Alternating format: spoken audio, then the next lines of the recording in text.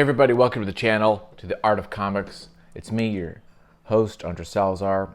Today we're going to go through heavy metal. This is July 1996, and probably considered one of the more shallow periods of the magazine's publishing. Not the best as far as the work and the storytelling, but we're going to go through it, and we're going to see if this is an exception to that kind of thought. Personally, the 70s and 80s really do some amazing work in heavy metal. These mid-90s, I feel, is just kind of blah. And then, actually, currently, there's some nice stuff coming out. So let's just hop right into it. Okay. We're going to do it right now. Here we go. I've never done one of these. I've always wanted to, but honestly, I'm not that much. I'm a reader, but I'm not like super, ferocious in my reading. And so, yeah, never did that. Okay, let's see what's going to happen. Oh, we're going to have some Simon Beasley. You guys know I love Simon Beasley. This is a gallery, so this is not actual issues or pages from it, just little like snapshots of, Simon Beasley's story here, body count. It is the Turtles, tears it up John Woo style. I love Simon Beasley. You guys know I talk about him often. He's one of my favorite artists, illustrators, and I think I did get this at some point. He just did inks or pencils and inks. He didn't paint it like Slane and some of the other work, but yeah, it was pretty fun, I think, if I recall correctly. I love his painting though.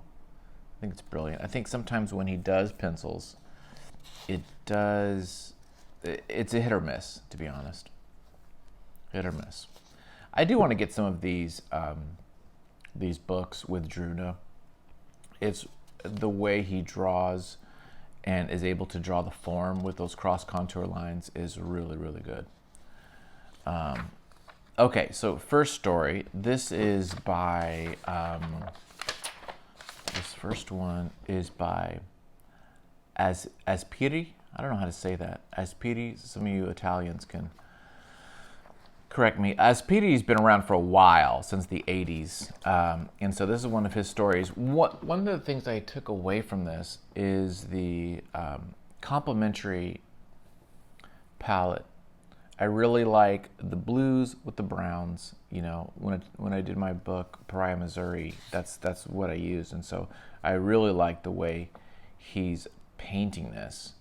It is really cool. It definitely has that kind of European fantasy, really and even this great expression here.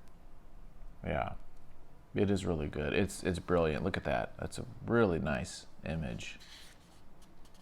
Really nice. Yeah, and showing blue, using blues for shadows on the skin. Just really great image. Look at this layout here. This panel, no borders, but it comes in this great V image. Yeah, it's good stuff, man. Really nice. I like this. I like the rocks. You see the little like modeling on the rocks here with browns, watercolor browns and watercolor blues mixed in there. And him as well. Some browns and blues. Yeah, it's really pretty. Good stuff. And the tech, this is really nice. This is just brilliant. Might be some airbrush in here, I'm not sure. Sometimes it's hard to tell what's going on, but this is great. Look at that. This is all great. The lighting is what makes this so good, doesn't it? The way they light this and the shadows cast out from those cords on the helmet. Yeah, it's really good. Really brilliant. There you go. That's something to study. This next story is pretty long. It's the majority of the book, and it's by Laufrey and Contremarche. I don't know them, but I do like this modern style. This style of ink work is, I feel, very modern. This was in '93, but this is you'll see a lot of like guys who, you know, work in an image and stuff have this kind of style, this kind of crow quill. There's a little bit of splatter and scratchiness to it, and kind of some expression to the work.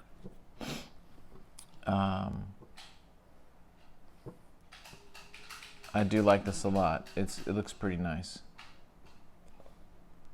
Again, notice the color palette, right? The blues and browns, same as before. Really well done.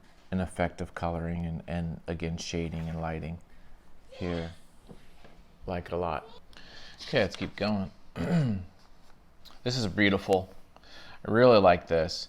What's nice is you see the bridge in sections in silhouette, right? And then the light illuminates it, and we can kind of see it, and then it goes back into silhouette. And this is kind of a really neat effect where things come in and out of shadow. I really like that. And this is just a really cool, like, just fantasy city, you know, image with this kind of jungle scape around it. Yeah, the design is great. You can't go wrong with any of this stuff. I really like this art, and it's kind of a fun story. One of these epics, you know, of like generations of societies and things building and falling, and empires being overthrown type of deal.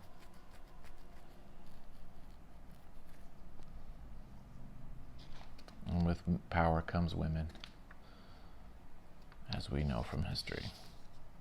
And these kind of Reaver type characters come in. It's kind of neat. It's kind of fun. Yeah, I dig it.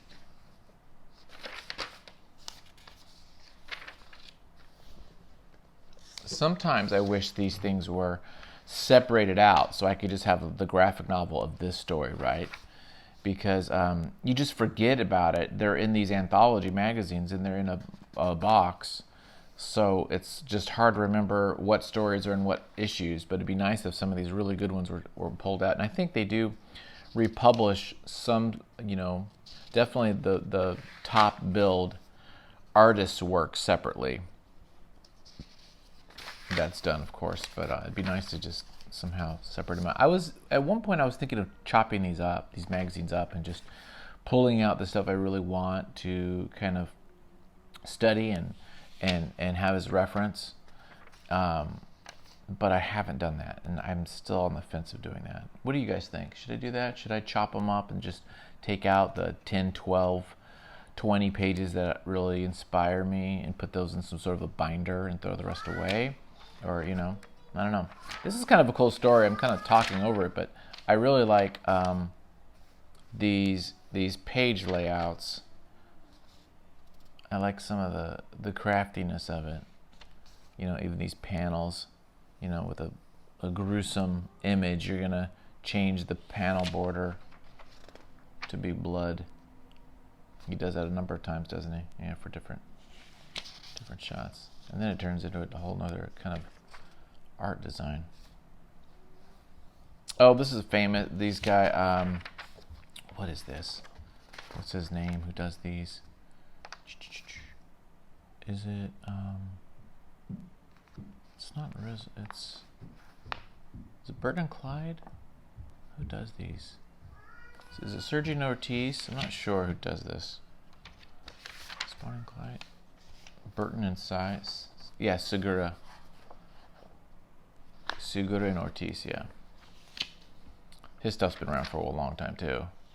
You know, maybe I'm wrong. Maybe the 90s aren't all bad. I just felt like there were some issues that were just total, just TNA with no real skill or storytelling. But this is really well done too.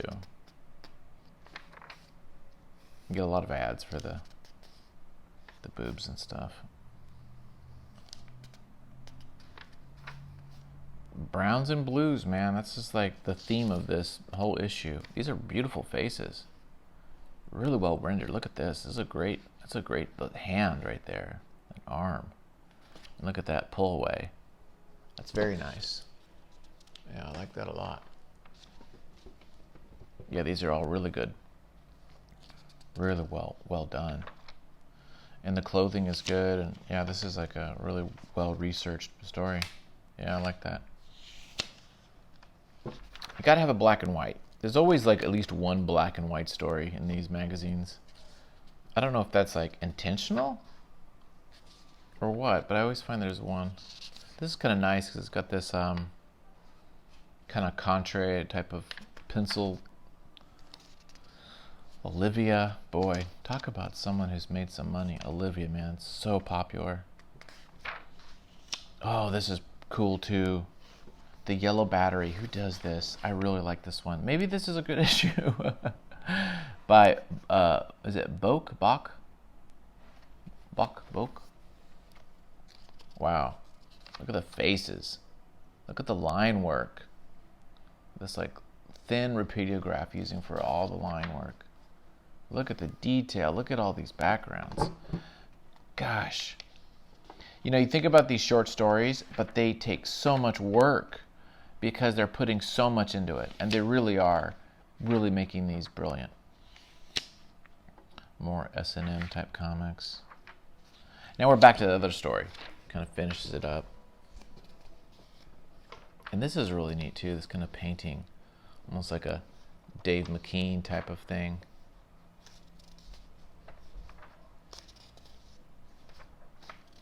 That was just like a little interlude, I guess. Really like this drama here. Look at that. It's a great panel. Dutch angle coming at us here. Boom, boom, boom. Yeah, it's really nice. Gonna put a bit of boobs in there just to kind of keep it flowing. It's a great image though. It's very pretty.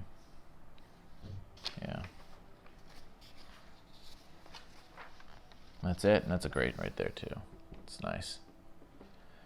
Okay, that was actually pretty good. There were no real bad ones. I mean, maybe this black and white one was just a little bit not my speed, but everything else is really well done. So what do you know? Maybe I'm going to eat my words. There you have it. Thanks for watching, you guys. Hey, if you want to support this channel, 3 ways. Like the video, subscribe to the channel and see all my videos on Tuesdays and Saturdays, and also check out my Patreon. Go do it. Do yourself a favor and see what I'm working on. I'm working on a little horror story for an anthology book called The Tear. And so I'm working on that right now. You can take a look at all that stuff. Thanks a lot for watching. Have a great one, and take care, guys.